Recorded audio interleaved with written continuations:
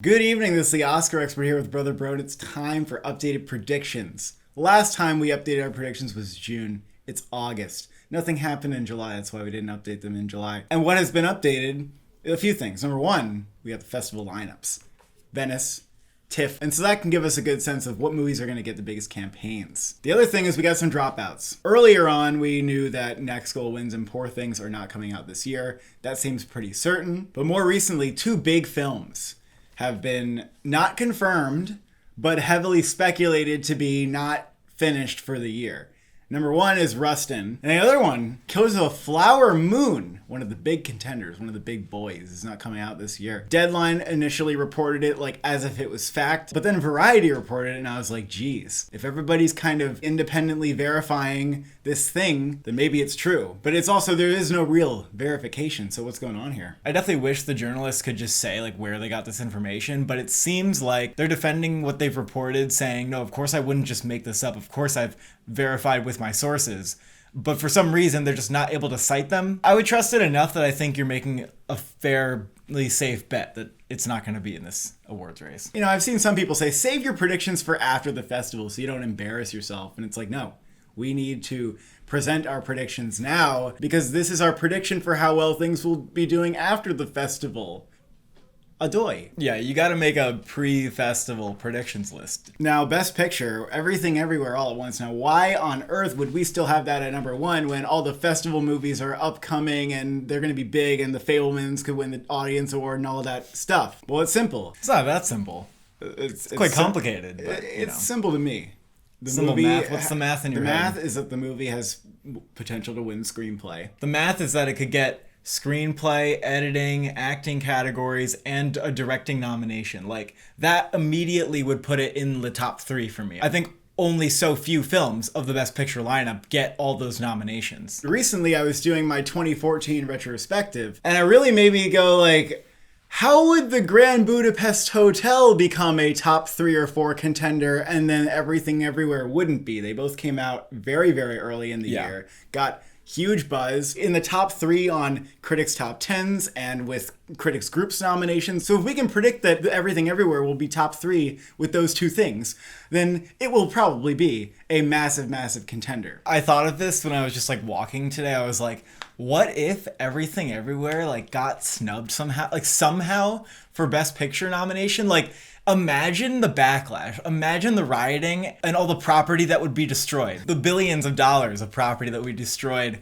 as a result. Like, that would be so insane. It would be like almost unfathomable to me. People who are still naysayers, like, what do you think about this? Like, how is there even a world where this would get snubbed and people would like chill about it? It would be so upsetting that it just isn't going to happen because it's too many people's favorite movie. And it's an audience hit too. And it's a box office hit. It crossed 100 million worldwide. But why number one is a question. You know, many people may agree, like, okay, top 3, but number one, I mean, what we're predicting here is that, like, you know, the fall festival movies, you know, one of them is going to seem like it's doing really well, and then people get tired of it, and it gets knocked down, and then Everything Everywhere fills the gap because of the passion.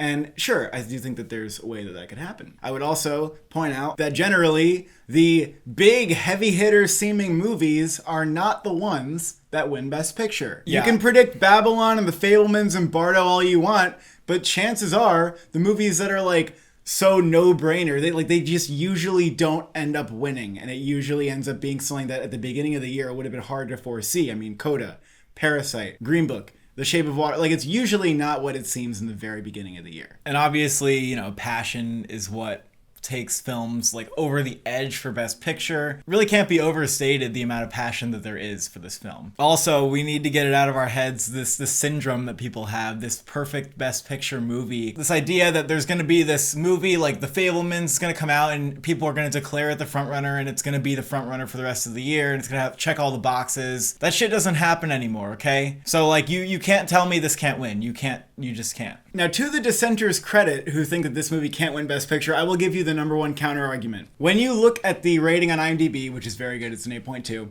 when you look at the rating distribution by age, it is true that with 45 plus, it has a 7.5, but with The other groups, it has like well above an 8. And this gap, I looked at a couple other examples, like it's much wider than the typical movie. So it probably is true that maybe older people will like the movie less, and the Academy is very old. So that's probably the number one thing working against the movie is how much old people will like it. I don't think that makes or breaks its nomination chances at all, but I do wonder a little bit about the win. The Fabelmans has secured a world premiere at TIFF, and that seems very clearly like a movie that could win the Audience Award. It seems very clearly like a movie that could win Supporting Actress, maybe even Screenplay. That's going to be a big contender, and that's why I moved to number 2, because I feel like it has the best shot to win the People's Choice, although it's a very obvious pick. Babylon is going to skip the festivals. That doesn't matter. We barely even have any movies that are skipping the festivals this year. I mean, that's literally the only one on this entire top 10, which is unusual, especially compared to last year. You had like West Side Story, Licorice Pizza, a bunch of movies. Yeah, I was thinking that. Like, why is there only one movie that's skipping the festivals and trying to do the late season release that we have on this list? I mean, you could say like Avatar: The Way of Water and like Amsterdam are doing that. But yeah, it's really not that many movies, or Black Panther if you really wanted to go there too. But Babylon does not need festivals. It will be a massive contender. I see some people going, oh, but what if it's like NC-17 or it's almost really raunchy? I heard that there's like a bunch of elephant shit. If it's a fun NC-17, that's different than it being like Solo, 120 Days of Sodom, like disgusting, disturbing NC-17. It's not the same thing, okay? I don't think it precludes it, but I think it matters a little bit. Midnight Cowboy won Best Picture in the fucking 60s. People but that was during a time when people were like really open to shit. The word on Bardo is just that it's Netflix's, giant biggest movie this year. And then there's Women Talking, which is still a big question mark. We don't even have an image from this movie, but we do know that it's going to have I believe, world premiere at TIFF. Probably going to be one of the critic darlings of the festivals. Major cast. It was said that the major festivals were like kind of fighting over this world premiere because I think it is one of the big ticket titles, and it could be a serious contender for adapted screenplay. At this point, we're still thinking about what could win director, what could win screenplay. I think this top 6, you can make a good argument that any of these films could win director or screenplay. The Sun, we have a couple first look images from this. Looks like it's going to be at the very least an acting showcase, get a writing nomination. Even if that's the minimum, you barely need any more to get into picture. Top Gun Maverick. What is this doing in the top 10? Some people will still deny this and say it's just a fun little summer blockbuster. Deny. I mean, what a strong word. No Way Home was a beloved movie, and IMDb went crazy, and the box office went crazy, and they didn't nominate that. So what would you have to say about this? What's the difference? Why is Top Gun Maverick getting a fucking Best Picture nomination? Critics are putting it in their top 10 of the first half of the year, and I know not a lot of stuff has come out so far. But I still think that's important that people are considering it like this prestige film that's worthy of being in, top 10 of the year. Maybe people are high on it right now, but it seems to be lasting, and like its 4.2 on Letterboxd isn't going away. The 8.6 on IMDb is not going away. And why wouldn't this be at minimum like Ford v Ferrari? Well, let's be honest, Ford v Ferrari was it was a prestige like Oscar type film, but it's not like that was any more deep or thought provoking than Top Gun Maverick. And then both movies, are automatic contenders in sound and editing categories. So what's the leap to say Best Picture? This movie's probably even more well liked. Just because it's a sequel, because it's a franchise movie. I mean, people are also saying this is a shining example of how to do a sequel in a franchise movie. It just is one of the most beloved movies of the year. People like it so much. And again, the fact that it can win sound or editing. And it's probably going to win sound. Then we have The Whale, which looks really good to me. It's looking even more good. You'll see Best Actor, why we have to put this in the top 10. You'll also see that Adapted Screenplay, Supporting Actress, Makeup, like those are nominations that could easily come along too. So you can see the package developing. I think if this movie is getting 2 acting nominations and screenplay, like it's kind of easy for it to squeeze into a top 10. I don't think that Sadie Sink would get nominated unless it was in picture, but I do think Brendan Fraser. I feel like it will. I feel like Brendan Fraser will be in the winning conversation, which is even more important. I know this is 2 A24 movies and it's never happened, and A24 has let us down with their campaigning on certain films like The Florida Project or Farewell or Eighth Grader, come on. But The Whale does its own campaigning in a way, like Brendan Fraser is going to get nominated pretty much no matter what. I don't think that The Whale and Everything Everywhere require the same push from the studio that those smaller indie films would have needed. Yeah, the films that you mentioned were all like harder to push because they're just harder to get out there. They're so indie. Empire of Light, there was a test screening reaction that said like, I don't think this is quite the contender that people think it is. And I've read enough about it where I can see where the movie could falter. Like, it's about, Olivia Colman having schizophrenia. There's like racial tension going on. It's a love letter to like cinema. It's about all these kind of different things, but what really like is it? We'll have to find out. However, the fact that the studio is now premiering this movie at Toronto seems like they're pretty confident about it, I think. And with things dwindling down, I could see even if this isn't the most acclaimed movie of the year, like it's still getting in because Olivia Colman seems really solid. Cinematography nomination for Deacons, like if you have those two, I mean, you could throw it into 10. I think even if this isn't as good as people want it to be, that doesn't leave it out of the top 10.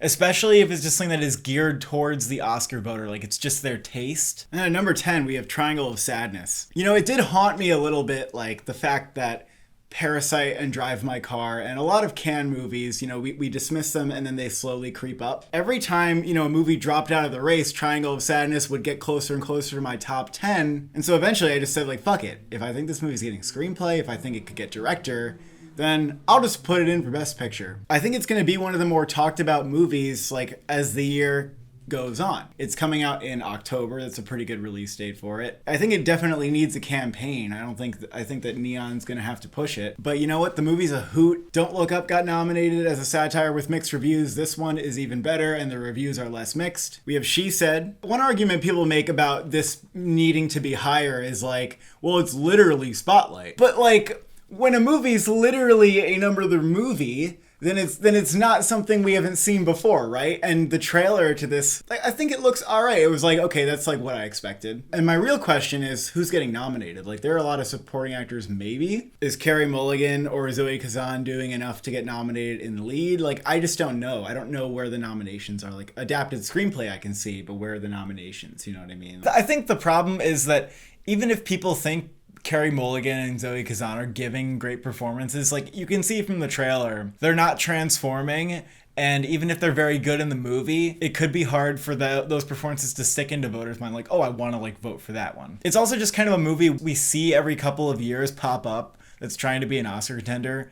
Sometimes it works like with The Post and sometimes it doesn't, like with The Report. It's always weird when it's like, oh, this is Spotlight. Like, yeah, it really does look like Spotlight. But replicas, like, don't really happen. Like, we don't really get a movie that just, like, copy-pastes its way into the Oscar thing. Like, usually movies have to be a little bit different, have a new flavor. Maybe unless it's, like, I don't know, Belfast. I mean, I don't know. There's probably, like, a genre of films that you can copy-paste over and over, and people keep going for it. The Post worked, but didn't we see how that, like, barely got in a way? Like, with no screenplay nomination? Yeah. We're also going to see a copy-pasting effect with, like, Avatar and Black Panther this year. That'd be kind of interesting. See if those can repeat their successes. Tar, this has a teaser, and it's giving hardcore Spencer vibes. What I mean by that is artsy fucking movie. Especially that anonymous voiceover. Like, that gave me the impression that it's not made for, like, general audience. It's like, it's gonna be weird. It's gonna be out there. It's trying to be bold. Some people are gonna love it. Some people are not gonna like it. I mean, it makes sense to me that this movie's having a Venice premiere and then not going to TIFF. Also, Blonde doing that. Bones and All doing that. That's smart, because at Venice, films that are polarizing get great reviews, and then later people are polarized. But like at Venice, you can get like what seems like unanimous buzz. Like Joker, which started off with like a 90 on Metacritic. Spencer was started off with a 90 on Metacritic. Tar looks like the vision of a director trying to make a masterpiece. And it's also like a 2-hour, 30-minute movie. I think it could be very critically acclaimed, but even if it gets like above an 80, we're still going to have to be weary about whether this is an Oscar movie. At 13, we have Avatar: The Way of Water. 13, I am not excited about this movie. That's and I don't okay. know why. You don't have to be, because you don't care as much about action adventure movies as other people. There's the argument that they're not going to nominate 2 sequels because Top Gun Maverick is in there and The Way of Water is in there. I personally would have Black Panther higher than you have Avatar. Black Panther actually has what feels like some significance to me. Like, the first film was trying to be socially significant. It tried to have a message. Avatar, I think, is just like a fun CGI movie, and the first one captivated people because they have never seen something like it before. But in retrospect, a lot of people accuse the story of being shallow. Well, are you going to have retrospect? Because what if people just go to the theater and they're like, God damn, that was a nice movie. I think even if people say, James Cameron, you did it again, I don't even know if that's like gonna get a Best Picture. It's interesting because Black Panther was also like a hot moment for that film, and you're always starting off like at a lower point after people are buzzed about what you did the first time. You can't just do what you did the first time and expect to get in again. I trust Ryan Coogler a lot, but is there any way that this movie gets equal acclaim to the original? Like, yes, the trailer looks really good, right? Like, I totally agree. Like, I'm actually excited for it based on the trailer. The trailer looks great. But what I'm telling you is, a trailer can look great, but it says nothing really about how much people will agree with the direction that the story takes. But it does say, we're back, and our production design and costumes and makeup is in the game for Oscars again. Yeah, that's true. It does say that. But now we have so much Marvel fatigue. We don't know what Ryan Coogler hasn't missed. He made Creed. You know what I do like about it, though? When I watch the trailer for this, I don't feel like I'm just dropping into a Marvel movie. I feel like I'm dropping back into the Black Panther world. It feels I'm actually excited to see it after the trailer, and I'm never excited to see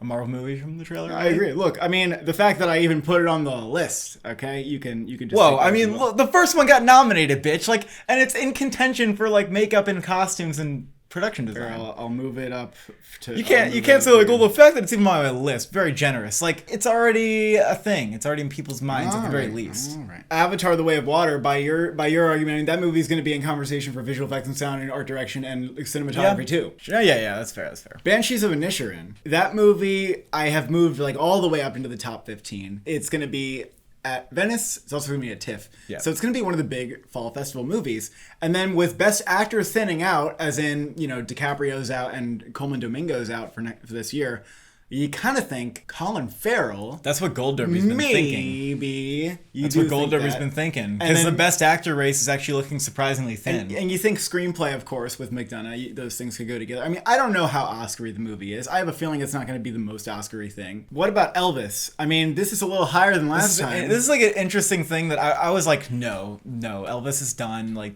Tom Hanks is not real. But I was saying, Austin Butler, like, sure. He could get nominated. And the makeup will get nominated probably. And maybe costumes. I don't know about production design, but like that's 3. And if Austin Butler stays in the conversation, which looks like it could be pretty easy for him to do so, we have to wonder whether the movie could be in. But also because you pointed out the IMDb score.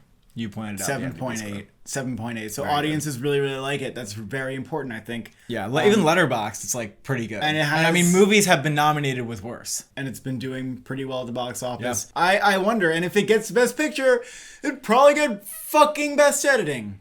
Yeah. That's probably what would happen, all right? Yeah, they would give it a Best Editing nomination if it got Best Picture nomination. Yeah, God. That's like something that could happen, I think, actually. I do think it could happen. I know. I do think that for the most part, at the end of the year, with all the other movies out, people aren't going to go back to Elvis and think, you know what? That was like a top 10 movie. Come on. Yeah, I don't think it's impossible, but like mostly I agree. And that would be insane to have 3 movies from the beginning of the year, which includes the summer, get into Best Picture. Like, that doesn't really happen. The greatest beer run ever. It's a sequel to Green Book. It's the Green Book sequel. It is doing what Green Book did in terms of nobody says a goddamn word about it, and then it comes out at TIFF, and people are like, oh, this is actually a big deal. But the fact that this is dropping September... Great strategy, by the way. Like, dropping on Apple TV Plus, like, in late September. I feel like this one is going to have a quieter release. That's not that bad of an idea, though, to ride the buzz from your festival into a streaming release. It's not that bad. Perhaps, but I just feel like I'm not hearing much about this movie. Now, that's probably because everybody doesn't want to talk about it. Twitter doesn't need to be like, going nuts about this movie.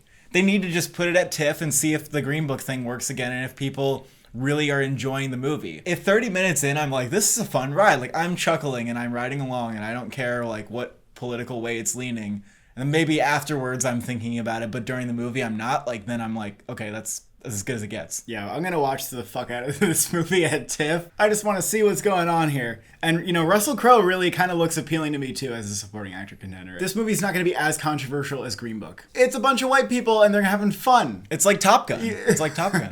It's like, yeah, we're celebrating the military, we're celebrating like male camaraderie, but we're just doing that. Like, we're not going further. It might just be like, hey, the veterans, give them a beer. Like, I don't think it's going to be American Unless they try to Sniper. write any like magical Vietnamese people into the script. White Noise. It is really Netflix's only other movie, I guess, aside from like Knives Out too, that is anywhere near here. It's opening Venice and it's opening New York Film Festival. So it's not at TIFF. It is not at TIFF, and I feel like that makes sense. And this movie, the book has been compared a little bit to like I'm Thinking of Ending Things. I think it's going to be very heady. Why Netflix would spend $150 million on a movie like that, I am That's unsure. insane. That's a lot. And from Noah Baumbach, who's never done a big budget movie, like is known for, I guess, shooting in apartments, real locations. They're doing a lot of cinematography and production design in this thing. Like this thing is going to be loaded with like visuals. It could maybe be in the conversation for actor and screenplay. I'm really excited for it. I'm really excited. I think it is going to be a little divisive. But though. yeah. Amsterdam. I just don't see a world where this actually like happens and people nominate it, because you cannot nominate David O. Russell in his categories. Like you're just not allowed to do that. Like maybe they nominate an actor somewhere, but Margot Robbie's already getting in for Babylon, so we don't need to do that. So it's like, But even if David O. Russell was held in high regard still, I would be skeptical of this movie. I'd be thinking, is this another Joy? Like the trailer didn't look amazing to me, and honestly, even though Lubeski is shooting it, I think it looks a little weird. It could be a little bit messy, and it's a little bit of a mystery. And the Oscars don't really like mysteries, do they? Which is also why I don't think they're going to nominate Glass Onion and Don't Worry Darling and Decision to Leave, because they don't really like those kind of mystery movies. Amsterdam I think it does look good, and like if I watched it, like maybe I'd be like, oh, that was like a solid 8 out of 10, but I don't know if people are going to like care that much. It appears that Netflix is confident in Glass Onion. I think it could be as good as the first, I do. And there's some buzz around Janelle Monáe and supporting actress. And if this got like another screenplay and supporting actress, that would be quite interesting, and I would have to go, huh. The Woman King has some really impressive cinematography from the trailer. The costumes look great, the production design looks great, the acting looks great. It is premiering at TIFF and then, coming to theaters pretty shortly after. It looks like a really good historical epic. It does have sort of a shady history that's made it a little bit controversial. I know that likes aren't visible on YouTube anymore, but if you go now, The Woman King is severely disliked. A lot of that is probably people who just would dislike any movie that is about black people. But there's also a little bit of a shady backstory around like the actual true story that this is about. Yeah, I kind of pointed this out to you like before people even started talking about it, because I was like, oh, this all-women militia sounds kind of interesting. Let me look this up. And like what I found very quickly was that the role of this militia was heavily about catching slaves and then selling them to Europeans. And then this colony thrived off of slave commerce. And it did leave a weird taste in my mouth. It's like this movie's trying to be an empowerment film about a group of female warriors, but it's completely ignoring, what this tribe was actually tied up in. I mean, as far as we can tell, ignoring. Like, maybe it doesn't ignore it. I think that the movie can at once be like a fun Hollywood version of this, but I think that the history could come back to bite it in the form of maybe like a little bit of controversy. Yeah. I mean, honestly, like when I watch a film, I only really care if you can sell me on what you're trying to do. So if it sells me on like trying to be this empowering film, then great. There are also plenty of historical films from Hollywood that people don't give a lot of shit to, where the figures may have been involved in like slave trading or like other horrendous shit, and we don't pay attention to that. Till had more confidence in this before the trailer dropped, I'll say that. It looks good, but it looked a little like studio-y to me. You were actually worried that it would be too indie and it would be like too kind of dark. Well, based on Clemency, which I think is really good. And but then it was like, oh wait, this is a studio. And then we get the trailer and it looks like a sunny kind of studio movie. But I don't feel like that's necessarily bad. Like I actually think it's a good looking movie. It needs levity. Like to have a film with this subject matter, like I don't even know how you begin to approach it. But my impression of the trailer was like, I immediately after was like, oh, this is kind of trauma porn. Like just watching somebody grieve,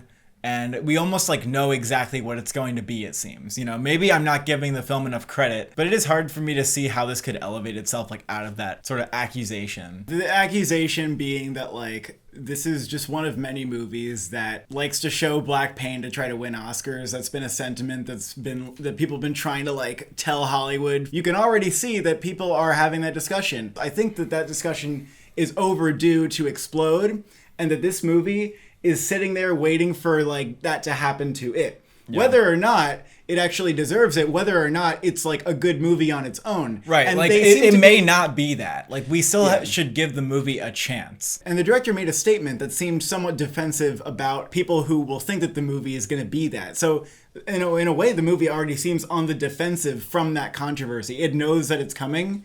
And I think that it also premiering at New York Film Festival shortly before it releases, instead of going to like Toronto, maybe the movie being a little bit on the defensive. I also, though, like ultimately, I just don't think it looks like it will be that great.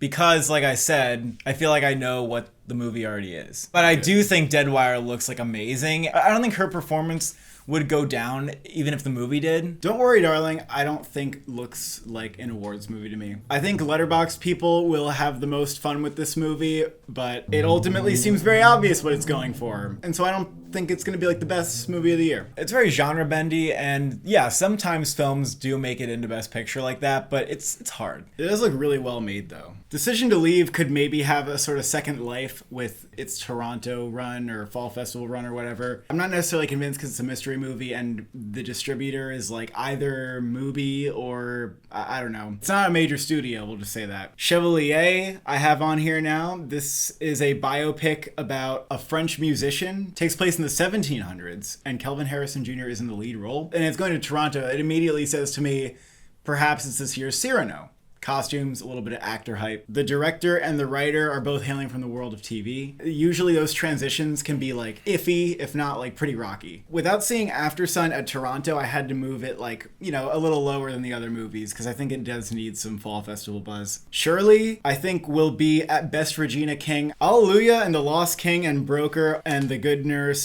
these movies are going to TIFF. We'll keep a lookout to see how the buzz is on them, but they're not like top contenders here. Best Director, it's the top 5 from earlier that you just saw. Now that Scorsese's not here, we can throw Sarah Polley in there. Kind of wanted to put her in there anyway. Now who's gonna win? Iñárritu, a third Oscar? I was saying, though, to you that Frances McDormand won a third Oscar and they didn't make this, like, complicated calculation of does she deserve it or not. If he directs the shit out of Bardo like he has for the past 2 of his films, I don't think there's a good enough reason to say, like, you can't have another one. I mean, he got 2 in a row. They're just gonna give it to whatever movie is the most stunning, Often that's just what happens. And if Bardo really is the Power of the Dog, Roma type of Netflix contender this year, I mean, what... Yeah. I think that's going to be in contention to win director, definitely. And then Chazelle for Babylon, is he getting a second Oscar for that? Because that is going to be one of those ambitious movies that gets like 10 plus nominations probably. It did occur to me, like, could the Daniel, if Everything Everywhere wins Best Picture, could the Daniels like Bong Joon-ho it and come along with it and win in director? Like, I don't think they'll sweep director everywhere, but I do think something could happen, like Everything Everywhere All at Once has a great surge of passion at the Oscars. This is not like a Coda or a Spotlight where those movies are averagely directed. Like, they did a lot of shit for this movie. It's actually kind of interesting because it feels like a movie that would win just screenplay, but the directing is really impressive because they pull off this high wire act. Yeah, it's a hell of a vision. I feel like it's weird that people think the movie's going to be in picture but not director. And The Fabelmans, you got Spielberg. I feel like he's not going to win another director Oscar for this. He might even be more likely in screenplay. Sarah Polley for Women Talking. I think that she's also quite possibly a screenplay winner. Number 6 is Ruben Östlund for Triangle of Sadness. He could take out a big boy, maybe it's a last minute where he could take out a big boy. He could take out a big boy. People might look at the Metacritic score and think, well, the director's branch is snobby, and is this a snobby person's pick? I will again say that I really think that you should just ignore the critics because everybody at Cannes was saying that this is like one of their 2 favorite movies there, like no matter who they were. It's generally a movie that people agree is really good. And Östlund, like, you could see him out of his time. Yeah, he's been in the game for a while, and this is like his 3rd hit, at least. In a row, yeah. He's done more than that before, but it's his 3rd since like breaking out with Force Majeure, and then The Square was the thing. He's a big auteur, they love the auteur cinema. Florian Zeller for The Sun. It'd be interesting if maybe people would like recognize him in the director's chair, like they didn't for The Father. Even Aronofsky for The Whale. I mean, that's going to be like The Sun. It's a movie based on a play. It's probably going to be a lot like in an apartment, depending on what Aronofsky does with it. And I assume that because he's Aronofsky, he'll do a decent amount. like maybe he could be in contention too. It'd be interesting if the movie was shockingly subtle, which like maybe he could go that route. But usually there's some bold choices in his films that, you know, make them compulsively watchable. Park Chan-wook won Best Director at Cannes for Decision to Leave. You know who else won Best Director at Cannes? Bennett Miller for Foxcatcher and Paolo Pawlikowski for Cold War. Just saying. I think it's weird that people are like, might get director, but it won't get picture. I think if it was about to get director, fair enough, it would maybe. be a little closer for picture. James Cameron, I kind of agree with you that he would get Villeneuve's. Or Christopher Nolan in Inception. Even if he got nominated a bunch of places, the Oscars would just pass right over him. And people would predict that they would pass right over him. I don't think it's good, because I don't think Avatar is going to be a top 5 movie. I think if it gets in, it gets in because of the 10. Todd Field in Tar, I put him on because I was like, oh wow, this is like a vision. Sam Mendes, I do think he might sit this one out. He's not doing it in one take, and it's probably going to be more of like, you know, the attentions around like Deakins and his cinematography maybe. I mean, it's weird. That's a little weird to say because usually like cinematography and directing go closely together. Or like, you agree with what me? What if the movie does well at Critics' Choice and he gets a director there, huh? That's okay, because they have 6 or 7 slots. But what I'm saying is that the movie seems to you and me like it would be maybe an 8, 9, or 10. Similar to Nightmare Alley. Look at the top 6, and you tell me, look at that. You look at the top 6. I agree. Best Actor, we all know this is a race between Hugh Jackman and Brendan Fraser. And we have Brendan Fraser winning because I know that Hugh Jackman is probably about as big of a role as the son in the movie. So he's maybe like a co-lead in reality. And Brendan Fraser, it is a non-stop showcase. From what I hear about what the play is, like a non-stop showcase for Brendan Fraser. He is also in a lot of makeup. Like, it's one of those performances where he sat in a makeup chair for hours every single day, before and after. Whereas Jackman is not going to have makeup. Like, it'd be funny if they gave him a prosthetic nose. But, like, really, that would just be funny and would amuse me. That is very important that Fraser has makeup. I totally agree. Hugh Jackman, though, is like a little more overdue,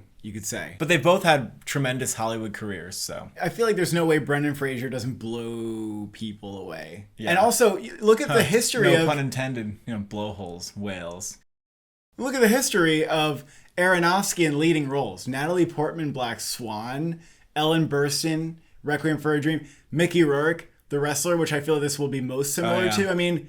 It's not uncommon for them to be like up there. And then you got Daniel Jimenez Cacho for Bardo. That's going to happen.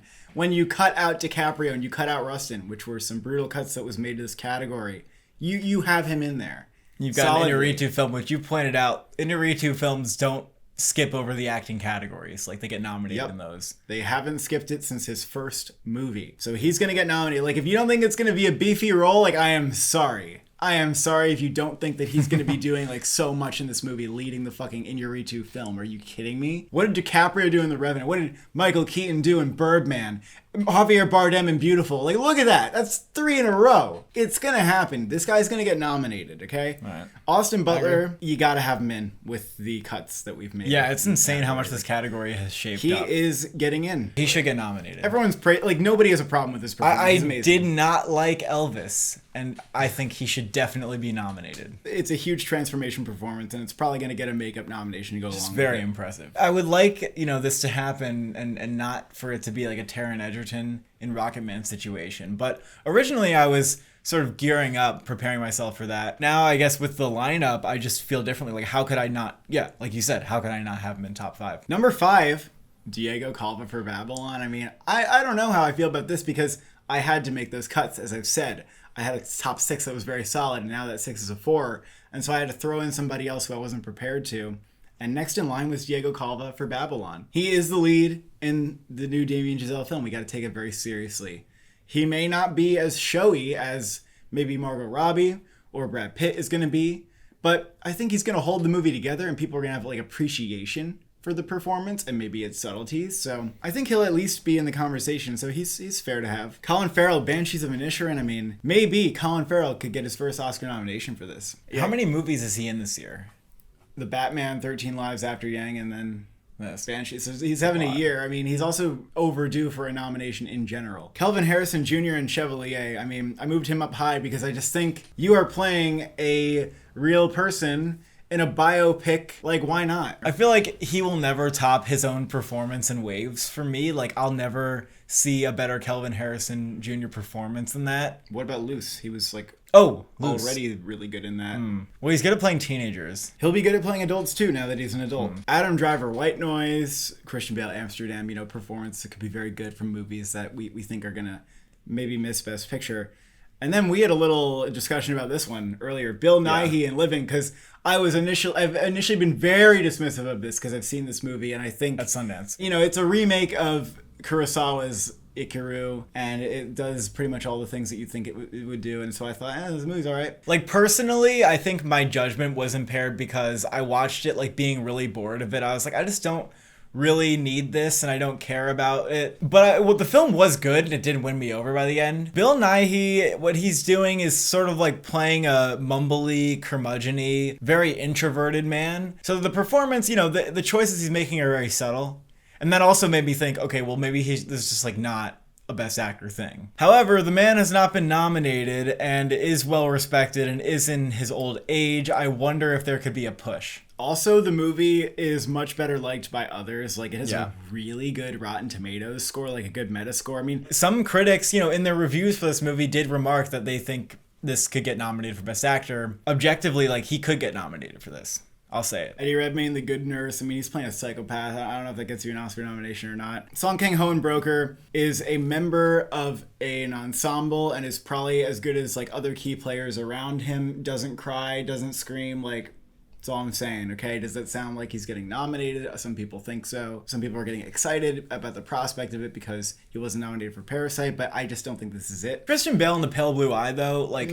It's just a mystery thing. It's a mystery thing. He's walking around with a magnifying glass. Right, doesn't matter to me. Tom Cruise in Top Gun Maverick. What if that pops up? It's not gonna happen. Respect for the man and the movie that he made. I don't think people are like, that needs to be nominated for Best Actor. Exactly. If he's part of the Best Picture ticket too, then I don't see like the need. Best Actress, Margot Robbie, Babylon is still number one. She is gonna have non-stop Oscar clips, shouting, screaming, cursing, being crazy, being like a old 20s actress. Like, it's gonna be insane. It is a give me an Oscar performance, and I think that people will say, okay, I will do that. I think Michelle Yeoh is number two, and I think that she will win Critics Awards and possibly come maybe even closer than people expect to being able to win the award. But I don't know if she's I actually don't really agree with you. I don't think she'll on beat that. the Beatties. Like, as confident as I am about that movie, I really don't think she's gonna win for it. I just don't. If she didn't get nominated, people would scream about it the way that they screamed about Amy Adams in Arrival or like Jake Gyllenhaal in Nightcrawler. Like, it's that big, I think. I don't even think it's quite that big, but I just think there's like definitely gonna be enough of a push for her. I think it's weird for the movie to get all these nominations and she doesn't go along for the ride because she like brings that movie together. Olivia Colman, Empire of Light. Now, it's been said that even if Empire of Light goes down, it will not bring down Olivia Colman. She has schizophrenia in this movie. Say hello to the new Meryl Streep, who gets nominated every single year. Cate Blanchett for Tar. I don't see how she's not like brilliant and getting like amazing reviews. Like, maybe she misses SAG or whatever the hell. But then the Oscars could still like get, critic pick her. Honestly, it's like, how weird is this movie? How weird are we talking? Is this batshit? Because if it's batshit, even a great performance can't save it. It's 2 hours and like 35 minutes though. Like, somewhere in there's a lot of Oscar clip. And also, the director got 2 actors nominated for Little Children and 3 actors nominated for In the Bedroom. So yeah, we're only asking for one here. It's Cate Blanchett. She's the kind of actress that she keeps being in movies and you're like, okay, what are you going to do next? And then you're like, whoa, that was one of your best performances. What? And you just like won't stop. What are you doing? Why'd you do that? Want me to put Daniel Deadweiler until... Yes, I want you to put Daniel Deadweiler until... I would like to put Naomi Aki for I Want to Dance with Somebody because she's playing Whitney Houston, motherfucker. But Daniel Deadweiler is crying about her dead son for the entire movie. It doesn't matter if the movie is also, mixed reactions. Which movie will be more popular? The one people go to the theater to like watch trauma, or the one where people go to the theater to sing and clap their hands? I'm telling you which one. It's going to make a lot more money. It's going to make a lot more buzz. Going to be a big splash, and it comes out right in December in a sweet You think spot. That's going to make a lot of money, that movie? A music biopic about Whitney Houston? I was going to say, they don't always make a lot of money. And then I was like, well, no, that's not true. They always make a lot of money. They always make more money than Till will in their opening weekend alone. is what it will make. But I think after people see Deadweiler, they're gonna be like, "Whoa, like give her an Oscar. Give her the Oscar." I agree. She's gonna have Oscar buzz. Buzz times 2. That's like, that's what you say. Whoa. That's what you say. What if the movie is just good? Like everybody watches it, like that was good. It's actually not, you know, that I think traumatizing it probably to is. watch. It's I good. think it probably is going to be good, and it's going to be the subject of controversy. It's going to be both those things. Because if people like don't want to put the DVD in their DVD player because they're like, I don't want to go through this. That's one thing. But what if the buzz is not like that? Regina King and Shirley. That's still a very Beatty performance, perhaps hard to deny, but we're going to wait to see more from this. I mean, it's not at the festival, so this is going to be like a December thing, I guess. Viola Davis and The Woman King, I think she's going to be really badass, really good. But will it be something that people feel like they need to nominate her for this time? Like Widows, she didn't get nominated for Widows, okay? Florence Pugh and Don't Worry, Darling. I think she's going to get lots of acclaim. I don't really see her going in without her movie, though. Carey Mulligan and She Said. I think it's much easier for a movie like She Said to have a supporting actor nominated rather than like the lead. Yeah, and there's like co-leads too. So it's like, which one do you even nominate? I mean, they seem like they're pretty equal. Like Spotlight, they couldn't even campaign anybody in lead because they're like, that's not going to work. I think that they easily have to pick somebody to campaign and lead there for this one. Because it's very obvious who the lead is in this one. It's 2 people. It's not a team of people. But it wouldn't be the most. But even so, it wouldn't be the weirdest thing if they said everyone's supporting. It'd be It's like, hey, we don't think anyone's gonna get nominated in lead, so we're gonna go everyone supporting. It'd be kind of ridiculous and weird. Stuff like that's happened. Not like that. Jennifer Lawrence and Causeway, which was formerly known as Red, White, and Water. This movie's coming out. It's coming to TIFF. It's a drama about a war veteran who is dealing with war veteran problems. I don't know what to think about this movie, but I think Jennifer Lawrence is at least going to be great in it. You have Chastain in The Good Nurse, Ana de Armas in Blonde. I don't think she's going to overcome her movie. In the same way that she hasn't overcome, something else, her accent. Yeah, that did look a little shaky from the trailer. I mean, I think that she can be excellent no matter what, and she can still embody Marilyn Monroe or whatever, even if, her accent doesn't completely disappear. Rest in peace to her being #1 last year for our predictions for a little bit. And then we heard all this shit about the movie being crazy, and I think it's confirmed. Yeah. I think the movie's going to have very mixed reactions. I actually, like, from the trailer, I honestly thought the trailer didn't look good. Like, people are going, like, nuts because it's about Marilyn Monroe and there's an actress they love who's playing her. But I thought there were lines in that I just cringed at. Like, the Marilyn Monroe on screen, she doesn't exist. It's like, you said your thesis right there, and it's not even that interesting to me because it feels like that's one of the first observations or fascinations you'd have about her. Like, that's kind of obvious. And it just seems like the movie's a little full of itself, honestly. Yeah, then we got Helen Mirren for Golda. We'll fucking see what happens with that shit. Sally Hawkins, The Lost King.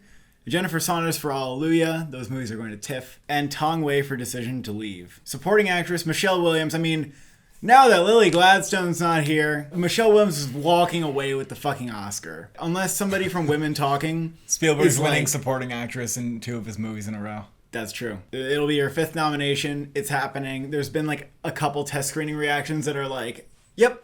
Everything you thought about, like, what you're going to get from this performance is that and more. Congratulations, Michelle Williams. Jessie Buckley and Women Talking.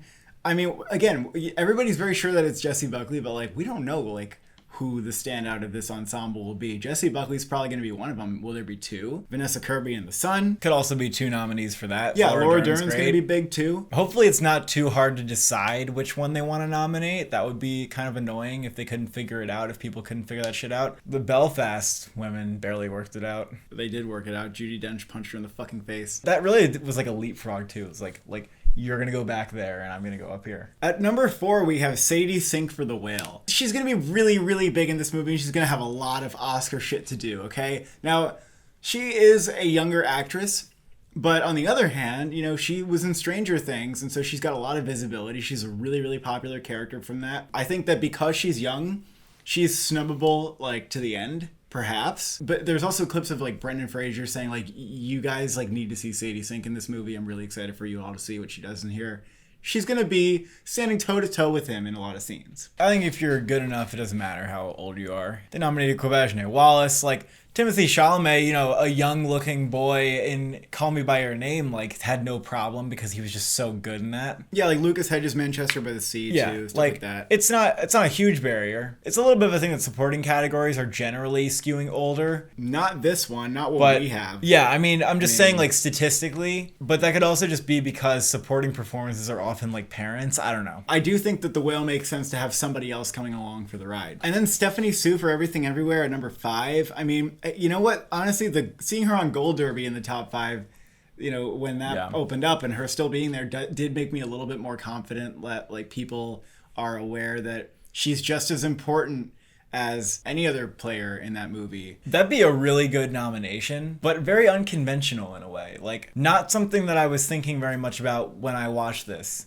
I mean, I was thinking, like, God, she's great. But one of my favorite performances in this category will probably be all year. And she has an Oscar scene where she cries with her mom. Ending. Yeah, you know what I mean? Like, I mean, the ending could seal the deal for her. But I was also thinking, like, there are those scenes, but I think she's, like, so good in them. Like, when she says, like, sucked into a bagel, like, the way she says that, I think that's brilliant. I guess what I'm saying is I'm glad to see that other people feel like this could be a reality. She also has, like, a good amount of screen time, too. But I think she'll have competition. Like, I don't think this is as sure of a thing as the other actors in that movie. Number 6, I like that I'm doing this, because nobody knows jack shit about what the fuck this performance is going to be. Griselda Siciliani for Bardo. Now, early on, this was announced that she'd be, like, one of the main roles in the movie. I think she's, like, the number 2 biggest role. It's an Iñárritu movie, so we cannot discount anybody. Babel got 2 nominations. Birdman got 3. The Revenant got 2. Like, we cannot discount even Roma, anybody. like, the fact that the actress, you know, who was eventually nominated in supporting wasn't that visible didn't really matter. Once the movie was out, people were like, oh, we see you, we see you. It really just depends on how much screen time she has. If she has, like, an okay amount of screen time, then she's gonna have good scenes. That's gonna be one of the things that when I start reading reviews for Bardo, like, right after it premieres, I'm gonna be hunting, Command F, looking for her name, seeing if people are hyping her up. At number 7 is Laura Dern, who we mentioned, like, alongside with Vanessa Kirby. Seems like their roles are somewhat equal. 8 is Dolly DeLeon for Triangle of Sadness. I mean, I figured if I'm gonna have this in picture, I gotta move up, you know, at least somewhat close to the top 5, the actor who has the best shot of getting nominated for it. Now, again, the problem here is that she is only in the last third of the movie. Good thing is that she's in a lot of that last third. She's a huge standout. There's one scene where she just completely asserts herself as, like, oh shit, like, you're one of the best parts of this movie all of a sudden. She has certain lines, though, that get the audience, like, clapping and laughing and, like, hooting. So that's all I'm saying here, is that in a way I can see it. Even though at first I was like, that seems a little weird, but it's like, I've warmed up to it. What do you want? Is this something that could slip in kind of last minute? Like, if Triangle of Sadness ends up performing better than people think, could she just, like, slide in there? Kind of like Jessie Buckley in The Lost Daughter. I think that because she is not very well known in America, she would need to get a little bit of a campaign going at least. Like, she'd at least need some critics hype and stuff like that. Janelle Monáe in Glass Onion. This, we have heard, is going to be a really fun performance. Maybe so fun, so infectious that we just have to say, hey, you get a nomination. Zoe Kazan and She Said, I guess, like, I'm assuming that even though they're co-leads, like, they'll fraud one. You know, logically, like, that's what the studio would do. It's what I they think would she's more do. supporting, though. Hong Chow in The Whale. We, you know, at the beginning of there, we were saying Hong Chow, but now it's become clear. I think Sadie Sink's is going to be more. Judi Dench in Alleluia. The other 2 films that Judi Dench did with this director, she was nominated for. This one seems a lot more fun and light, but you cannot underestimate Judi Dench, and because of what happened this fucking year, nobody can refute what I've just said. And Jamie Lee Curtis and Everything Everywhere. They would have to like this movie a lot. Like, they would. Yeah, that would be kind of insane. You know what? Because there's another actress who's getting nominated from that, I don't think it's going to happen. So yeah, that's like an overload. She can move under Angela Bassett. This category seems pretty competitive, honestly. I think this will be so I don't know if 2 people can get in from that movie. Angela Bassett for Black Panther is a new thing that, because people saw the trailer and then there's a clip of her, like 5-second clip of her, like, screaming and, you know, being a good actor, that, my God, she could get nominated. And now, I don't hate this idea. Like, I'm not immediately opposed to it. I do think it's, like, you know, hard to judge off a very short clip from the trailer, but she's probably going to have a lot to do in this movie. And she's Angela Bassett. She got nominated in the 90s and never again. I could see a supporting actress contender coming out of that film, because the performances in the first one were fucking great. I mean, that movie won in SAG Ensemble. Whoopi Goldberg for Till goes way down because she's literally in one shot of the trailer and her face isn't even in the shot where she's in it. And it's like, if you have Whoopi Goldberg producing a movie that she's starring in, why don't you show her in the trailer? And so it made me think maybe she just doesn't have a lot of screen time. Because if I were marketing the movie, I would show her even if she was in one frame. I would show that frame. Especially because not many people in that film are recognizable. You know, at the bottom, Lee Ji-yeon for Broker. Probably not going to happen. Nina Hoss for Tara. It's kind of a random thing. Dakota Johnson's done. she's done. Margot Robbie's not happening for Amsterdam because she's happening for the other one. Jean Smart is not going to have a lot of screen time. Sorry to break it to everybody. It's just probably not going to happen. And then I guess I have Suso Mabedu for The Woman King and then Emilia DeQuinn for Close because that should happen. And moving on to Best Supporting Actor. I really wanted to have Jesse Plemons at number 1 for Killers of the Flower Moon. He's gone. De Niro's gone. So it's like 2 people that I had to get rid of. What comes up, I mean, this was a hard one to figure out, actually. It was really hard to figure out. And Ke Huy Quan at number 1. Some part about it doesn't sit right with me. Like, I don't know if he's going to win for that. I don't personally know if I would say that was like an Oscar worthy performance to like give him the Oscar. Yeah. But I think other people disagree. And there's no understating that Waymond is like such an important character and really makes you feel and cry. It's the Troy Kotsur factor. It's the he made me cry thing. And people say that about his character. I don't know. I just feel like it's different. I think this is possible to happen. And as far as I'm looking at my list and I'm saying I think he's number 1 from what I'm looking at. Honestly, I am kind of waiting for like something else to make more sense. I do have a hard time seeing that. Brad Pitt in Babylon, I feel like maybe he would be winning if he didn't already win for supporting for Hollywood. But then you're going to say, oh, but it doesn't matter. Frances McDormand won multiple times. It'd be weird for Brad Pitt to win 2 supporting actor Oscars, though. I do think that's weird. And you got Zen McGrath in The Sun. How did he rocket to number 3? Because the reality is that in The Sun, whenever anybody reads it, they say the 2 meaty roles, or whenever anyone watches the play, they go, here are the roles that were like really stood out to me: the performance of the kid, the performance of the dad, and then they, and then they might talk about the couple supporting women, but it's like those 2 are first mentioned. I actually think this could maybe win because the performance could be so good. Well, here's the thing: he's like a rando. He's like a total rando kid, and so that's what's kind of working against it. However, like then again, like if all kids are random, they don't. They're not in people's minds, but it didn't stop a young child from winning for Paper Moon, for example. It doesn't happen very often. He could become undeniable if he's really just like that good, and if The Sun is a big contender overall. Now, the Banshees of Inisherin trailer dropped, and we're refilming part of this video to update a specific prediction here. This trailer made me really excited for the film. It does seem like Brandon Gleeson, he's kind of a co-lead in this film. If he's really good and funny in it, I don't see why he couldn't get nominated. Yeah, and this is also playing at the festivals. Like, I think it wants screenplay. It wants like a couple nominations. He looks like he's really chewing up the dialogue, and if people get it in their heads that they should give Brendan Gleeson his first nomination, I think it can happen for this. I also wonder, Colin Farrell, we had it like number 6. What if this movie gets the Two Popes, Lost Daughter, Can You Ever Forgive Me type of package? 2 lead acting nominations in screenplay, even without picture. That's maybe possible. Then you got Judd Hirsch in The Fabelmans. Now, I was kind of hesitant about this. I hate to snoop so much, but there were a couple screening reactions that I heard from this movie, and they apparently highlighted Judd Hirsch a lot. Now, he has very limited screen time. He has, I think, less than 15 minutes, perhaps less than 10 minutes, but in those few scenes that he has, he completely steals the show, is what I'm hearing. Apparently, people were talking about him, maybe more than Paul Dano. But does Paul Dano get in because he's Paul Dano and he needs it, and people were kind of expecting it, and so it happens? I think one of the 2 could get nominated. I don't think either of them is going to be as big as Michelle Williams. Ben Whishaw for Women Talking. From what I read about the book, he's one of the more interesting characters to dissect. Kind of like how with Cody Smith-McPhee in Power of the Dog, it was a really interesting character for him to play.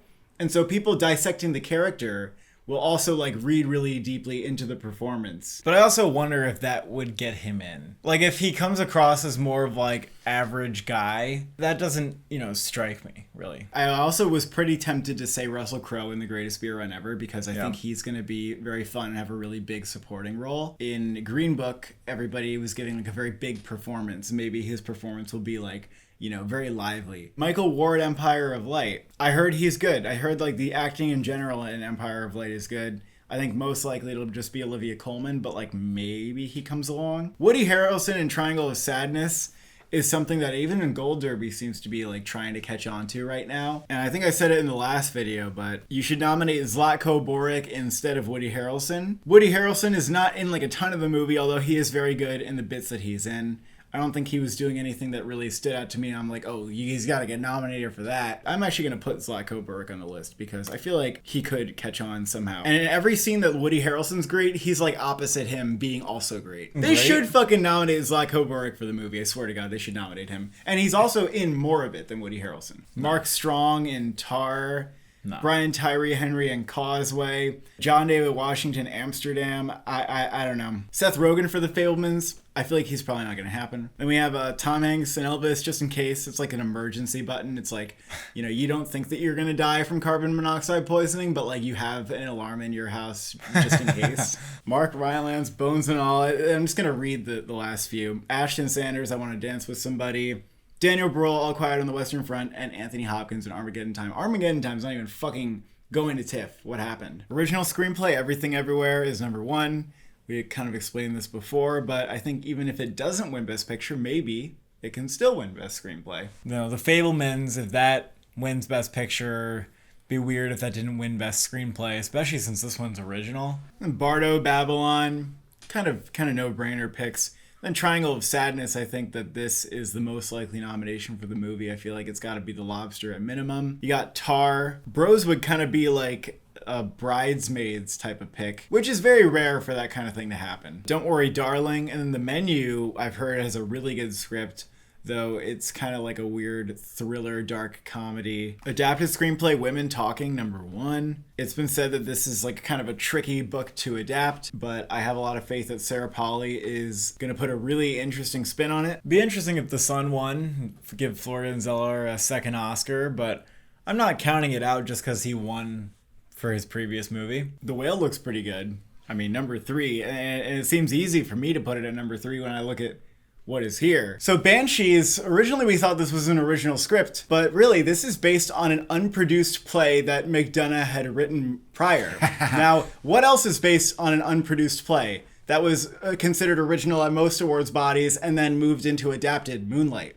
It was Moonlight, okay? We're trying to be a little ahead of the game on this one. We're not the only people who actually think this is going to happen, but when you consider that Banshees is adapted, you think, goddamn, there's room. There is a little room. Original, there's not much room. It would be very hard to squeeze. We'd probably have it at number 6, but then in adapted, it's easy to get in there. I'm curious that you have Glass Onion in your top 5 here. Well, if it's going to be as good as Knives Out 1, then you know what nomination that got. I mean, Borat 2 got nominated for screenplay. There's some good contenders in here though, like She Said, you know, I could see that happening. White Noise, that could even be like a lone nomination. And then Greatest Beer Run Ever, I feel like that comes along with it getting nominated for picture.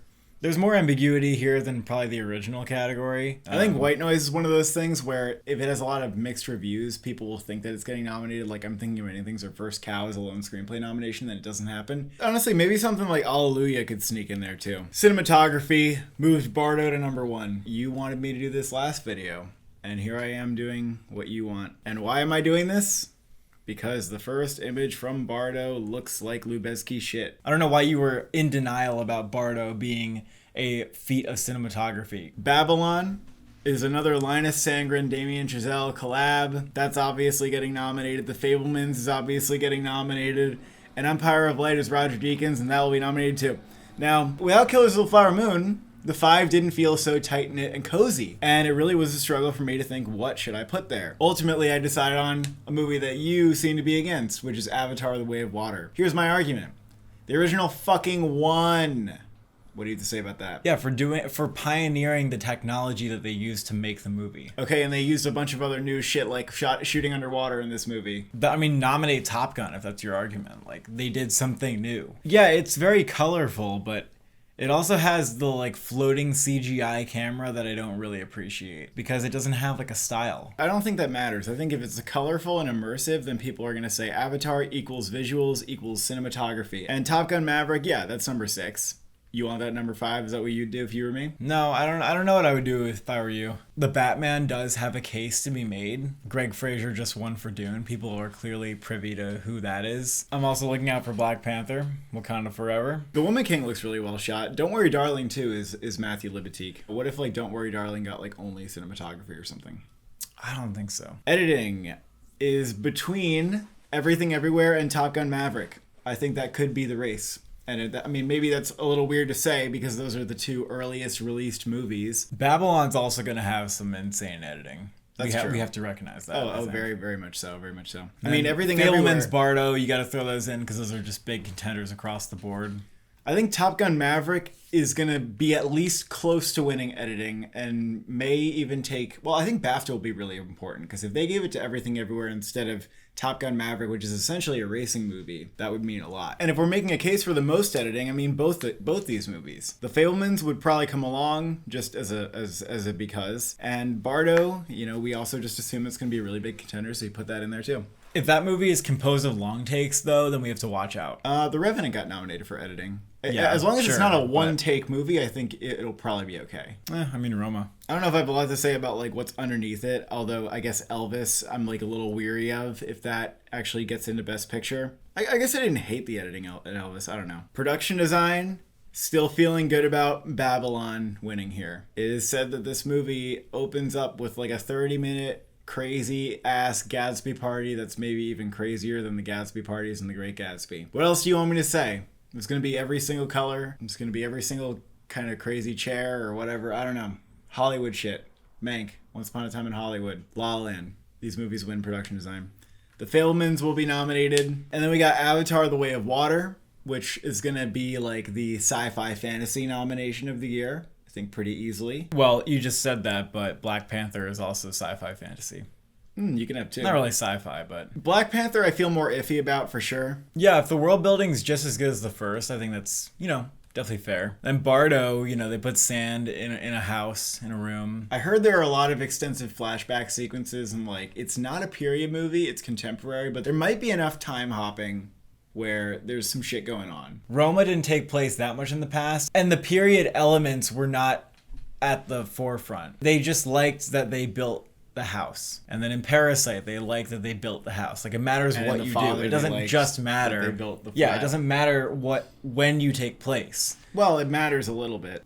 For a film like Bardo, I think they could get really inventive without that. Elvis, number 6. I think a lot of people think that this is going to happen. I really feel like Elvis is more on the costume side and less on the production design thing. I think it could get here if it's in Best Picture, but I don't think Elvis is going to get like more than 3 nominations if it's not in picture. Don't Worry Darling has some sci-fi elements and period elements to it, and I think that makes it interesting. The Woman King, The Batman, Chevalier. Empire of Light, I would consider much more heavily. It's in the 80s, and I think it takes place mostly in like a few locations. And I don't think it was a fuck ton of stuff that they were doing, and I didn't read that that's maybe like a no-brainer. I don't know. I mean, that seems like a period thing, an immersive period movie. Everything Everywhere is even maybe a little bit possible. It will at least probably like get nominated, if not win, at the Art Directors Guild for the contemporary category. Costume design. Another category we got Babylon out front in. I don't see anything else that screams like number 1 to me. And so there you go. I mean, the Fablemans will definitely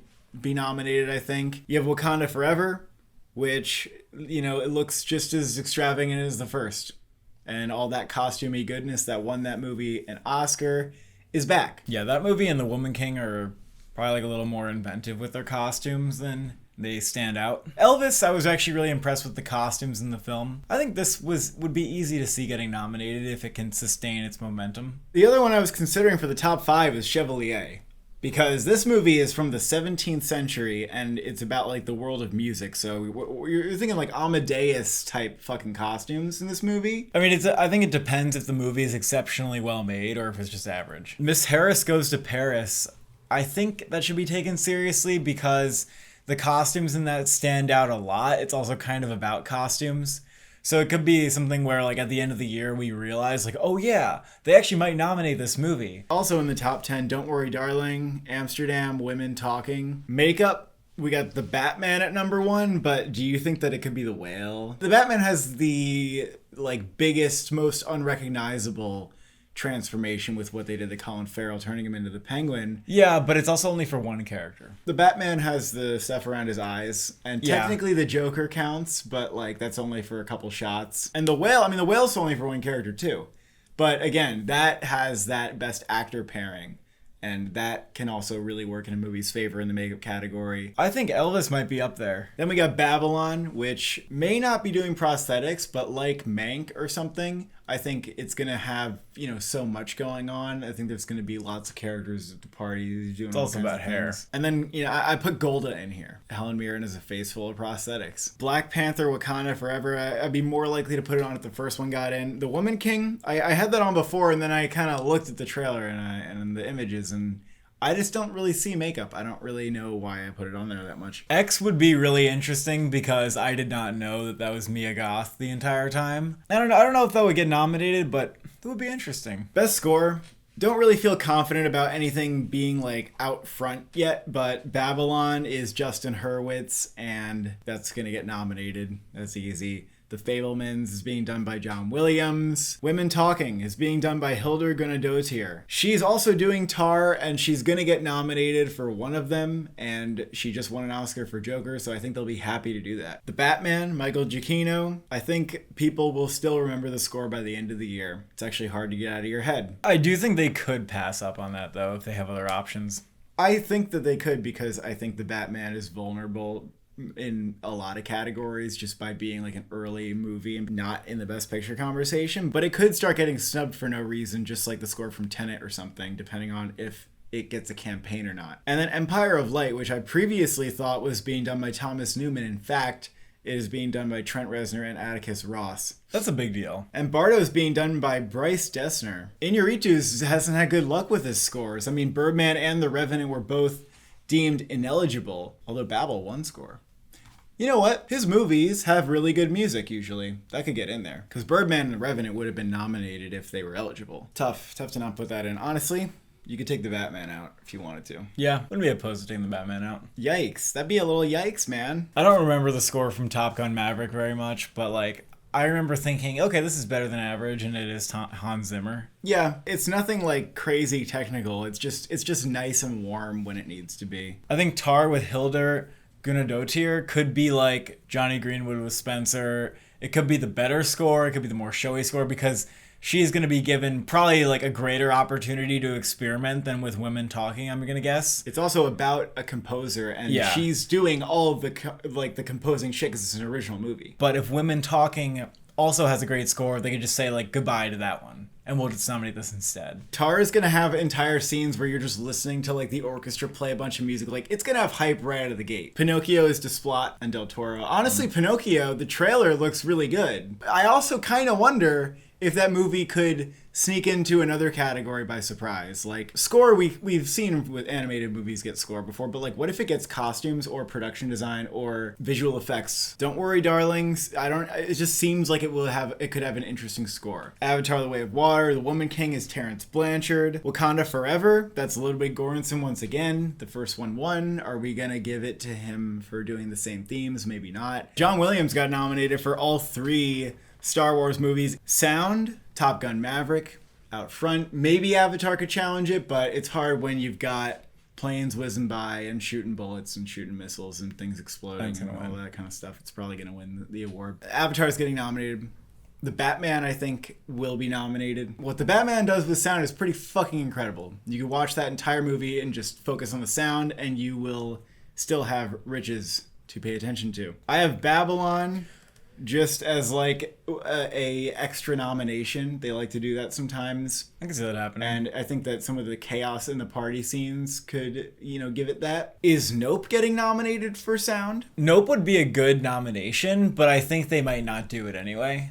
But I think they might do it. I think Nope had a lot of It's very creative sound because like whatever the ship like consumes, you like hear that in the sky. There's also like the weird like sounds that the ship makes, and then there's like the beginning where it's like dropping keys and shit and all the there's a lot of sound work in the movie, like definitely. But I also think that could be a deserving nominee that doesn't actually happen. On the outside, I think Everything Everywhere, especially if it's going to win editing, that could maybe get sound. I'm not like sure about it. I'm not like convinced about it. All Quiet on the Western Front is going to be an international film, possibly international feature contender, but because it's a war movie, it could be sound. Maybe Elvis gets nominated because it's a movie with music in it. Maybe Wakanda Forever gets nominated. The first was nominated in both categories. Greatest beer run ever could be interesting because, they might have gun fights in that movie. Agree. There's going to be at least like one scene, but I don't think it's going to be so full of those kinds of scenes. Visual effects, Avatar is going to win. Black Panther at number 2. You may be saying, well, the first one didn't get nominated, so why do you have this one? Listen, even though the first didn't get nominated, they still nominate Marvel movies every goddamn year, like 1 or 2 Marvel movies every year.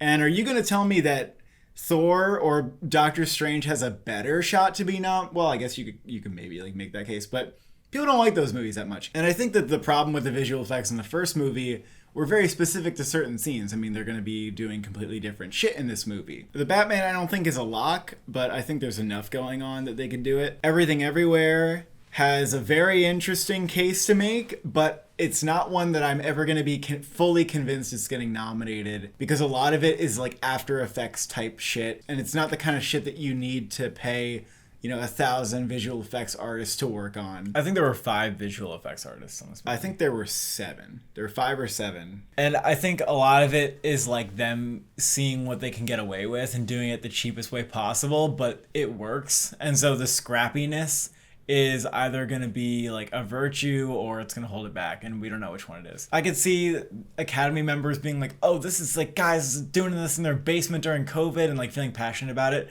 But I could also see them being like, well, there's like other better, more impressive VFX work. Like the use of VFX is interesting in this movie, but other films are made at such a more vast scale, I don't know how they're going to like weigh those things. It's going to get like Critics' Choice for visual effects, I think. But when it comes to the visual effects artists voting for the films, I'm actually more interested to see if it makes the shortlist, because if it makes the shortlist, it shows there's a lot of appreciation for it. At 5, I have Doctor Strange Multiverse of Madness, because the Doctor Strange effects have helped Doctor Strange and No Way Home get in. Maybe Thor Love and Thunder can get in too. But both these movies people are a little lukewarm about. Top Gun Maverick, a lot of people think this is getting nominated, and it literally doesn't have visual effects. Like, I have searched the internet. People are like, oh, well, they still like to nominate it when you do practical effects. It's like, bro, they didn't even have effects. Like, there are no effects. There's no miniatures. There's no any of that shit. Like, they just put the camera in the plane and flew it around. Like, that's nothing to do with visual effects. There are a couple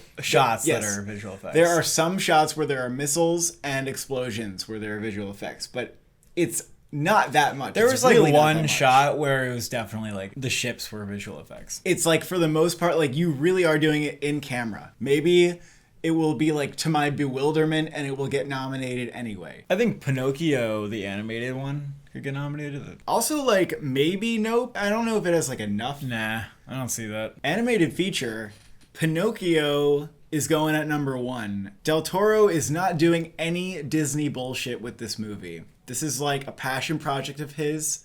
It's going to be beautifully animated. Looks very different from the original too. Yeah, it's like taking bits of the original, as in not even the original Disney, like what that is based on, and then putting its own spin on that story and doing like some fascist Italy shit. Because of course you got to have like the movie take place within fascism if you're making a Del Toro movie. Like, he's really putting his own stamp on it. Also, if you think about an animated movie that could get nominated in another category, which often points to what is going to be the winner, Pinocchio could get score and it could get visual effects. Yeah, it's the most likely movie. That's I think the only movie that could get nominated in other categories. But basically, like, if that can get nominated in score, that makes me even more confident. Turning Red was great. A lot of people think so. That's gonna get nominated, I think. I love that Turning Red is getting nominated, but Lightyear isn't. I really like that. And you actually think Lightyear is not getting nominated? Oh, absolutely fucking not. That was the biggest Pixar flop of all time. Nobody saw Lightyear. It was insane. Strange World. It looks like the kind of Disney shoe-in that you'd expect. It looks like it'll be good. Wendell and Wild is premiering at TIFF, and that looks really interesting. It looks like crazy and stylish and like weird. My Father's Dragon is being done by the studio who did Song of the Sea, Secret of the Kells, and The Breadwinner. So they get nominated all the time, this studio. And Yeah, so every time they I put out a this movie, in. they get nominated. Actually, this is hard because I have Marcel the Shell with the Shoes on at number 6. Is that an animated movie? Well, that's kind of why I have it at 6, because... But, like, is it eligible? Yeah, we don't know yet. So we know that A24 is going to submit it as being eligible. We know that it can be eligible, but we also know that they're going to have to submit like a letter of consideration saying why they believe that it qualifies. But it does meet like the general qualifications about like what an animated film is, and like having animation in most of the shots and having key characters be animated. That's really important, and they have that. The Academy could deny it though. I think that it actually probably will get in. My second question is, if it does get in, will it get nominated? Now, for some people, this is absolutely a fucking no-brainer. I, like, for some reason, am skeptical and can see this movie missing out on the nomination, even if it gets in. Am I weird for saying that? Well, maybe Or am I people just saying, biased? like, I don't agree that that's not an animated movie. And also, it was a very small movie. Like, I don't think it made a lot of money. And compared to other big animated films which are going to do better at the box office, they might have more visibility. So Yeah. even if the movie is coming out, I actually am not quite convinced that it gets nominated. 7 is The Sea Beast, which came out on Netflix, was considered pretty good. I'm not sure it made like a huge splash. And then 8 is Lightyear. If they snub Pixar movies sometimes, which they do, this has got to be a sometime. Yeah, I think it's like hard to vote for that movie as a voter. Puss in Boots, Bad Guys. And then all the way down here, you got Apollo 10.5, A Space Age Childhood, a movie I really liked from Richard Linklater that is not going to be nominated, but I wish it was. International feature, Bardo is going to win. It's almost not fair. It's another competition. Number 2 is probably going to be either Broker or Decision to Leave, depending on which one South Korea submits. Broker might be able to say that it's like a Japan film somehow. I think Close will be nominated, so long as that is submitted. I think Athena from France looks pretty good based on the teaser I saw. It's got some war shit going on. And I think one of the people involved was like a writer on Les Miserables, which got nominated. And then All Quiet on the Western Front, which Netflix has, from Germany. And then I did move RRR out, which I'm very sorry to report because that was in last time we did the predictions. Is it foolish to do this? Because they have nominated a couple Indian films in the past.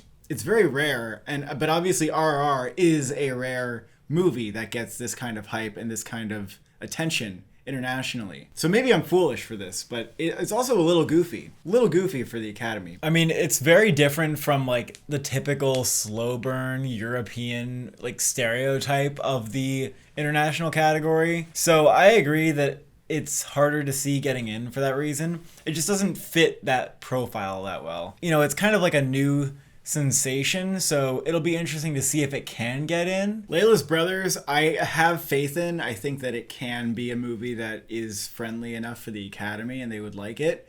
But I'm also a little biased because I like the movie a lot. Maybe Holy Spider, maybe Boy from Sweden, The Blue Kaftan from Morocco, Arman, Eight Mountains, and EO, which I don't think is going to get nominated because it's too experimental. Documentary feature, Fire of Love, I still think has a really good shot of winning. It's interesting that you think that could win, because it I can don't win. I don't know. That didn't blow me away, so I'm just a little biased, but Well, it blew everybody else away. Navalny. Then we have Moon Age Daydream, which is the David Bowie documentary that Neon has. And then you have Descendant, which was a really, really good doc from Sundance that we both really liked, and Netflix has it. Hopefully they'll campaign it. I assume that's like why they picked it up. And finally, Sydney, which is about Sidney Poitier. He died recently. He's a beloved figure in Hollywood. You can imagine the Academy getting behind this movie. And then I have Black Ice, Lucy and Desi, Aftershock. Beyond that, I don't know. And finally, SAG Ensemble. this award's important because you gotta try to imagine what kind of friendly acting crew can hobble along the path to the Oscars. It really matters that people like the team, that they like the ensemble for the movie, because we often see that that correlates to the Best Picture win. In very recent years, both Parasite and Coda were underdogs whose first sign at a Best Picture potential win was the SAG Ensemble Award. So that's why I think Everything Everywhere All at Once will be nominated somewhere. It has 5 notable performances, if you include the grandpa, and that is all you need to get nominated. I do think that there's a world where Everything Everywhere wins SAG Ensemble. Yeah, I don't know. I'm not like super confident about that, but I agree with that a little bit. I think The Fablemans has a great shot to be one of the frontrunners in the category. Maybe I should have Babylon at number 1 because that has a fuck ton of cameos from what I hear. It's like got those three main that doesn't performances get and then it's you. got like a fog ton of That cameos. does not get you. What gets Ensemble. you? You want to put everything everywhere at number one? No. I think women talking is a good one too. I think It's that's a little good. heady though. SAG likes their crowd pleasers. I don't think that's going to be the crowd pleaser. Fuck it. I'm putting everything everywhere at number one. Don't do that. I can that's see dumb. it winning. If it's nominated, they could just go, hey, this cast was awesome. They were literally kicking ass and we liked them. Why couldn't women talking win? Because Women Talking is probably more like Roma and Power of the Dog. What? It's What do you it's mean, like a what? chamber movie, and it's going to be very heavily focused in these performances. Yeah, but it's going to be like It's not you the also same. have to consider taste. What is the SAG like as far as their taste goes? I don't even know. I think you're making assumptions about who this movie's trying to appeal to. Yeah. I am. Like, I think you're Based on- making wrong based- assumptions. No, I'm not making wrong assumptions. The movie is going to be like very, very criticky. And audiences could be bored by it. That's the kind of movie I think it might be. I don't think it sounds boring. I don't think it I don't sounds think it boring sounds to like a me. slow burn. It doesn't sound like a slow burn to me. I think it might be a slow movie. I think it'll get nominated because it's literally an ensemble movie. Maybe Black Panther is going to take it again. What do you think about The Sun? You and me have kind of established that when you have an ensemble, you want at least 5 performances in it. Power of the Dog only had 4 performances. What happened? Didn't get nominated, did it? The Sun has 4 major performances in it. Is that enough? Now, she said I think it's going to have a really big cast. So that could get in. I have that like decently high. Yeah.